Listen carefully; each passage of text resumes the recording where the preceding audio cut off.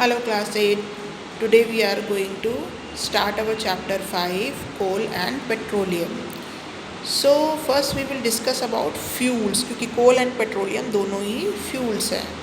So all the material burned to produce heat और power is called fuel. कोई भी material जो burn करता है और heat produce करता है और power produce करता है उसे हम fuel बोलते हैं.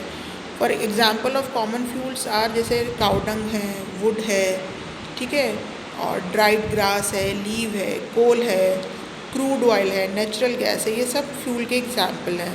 ठीक है. We use fuel for cooking, heating, running automobiles, generation of electricity, इन सभी काम के लिए हम फ्यूल्स को यूज़ कर सकते हैं. ठीक है.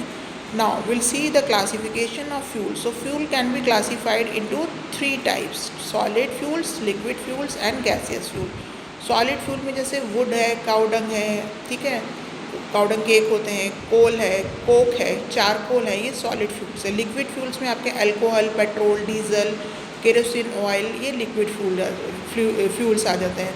देन गैसियस फ्यूल जो होते हैं, नेचुरल गैस है, एलपीजी जो आपके घर में सिलेंडर यूज़ होता है गैस का, लिक्विड पेट्रोलियम गैस, ठीक है, कोल गैस है, वाटर गैस है, गोबर गैस है, ये सारे गैसियस फॉर्म में आ जाते हैं. Right. So now will see the characteristic of fuels.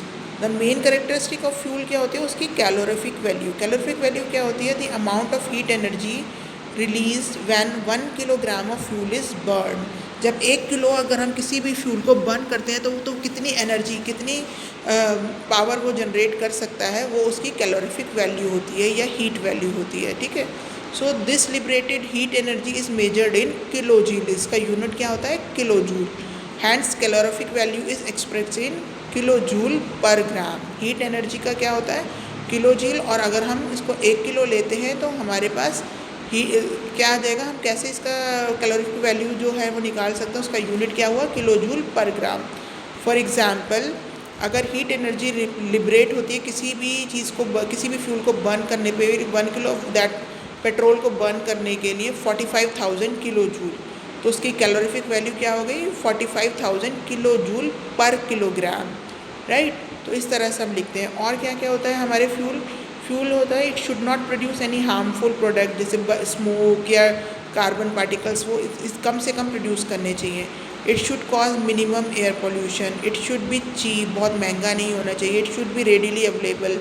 It should be easy to handle and convenient to store. And it should be low kindling temperature. ठीक है.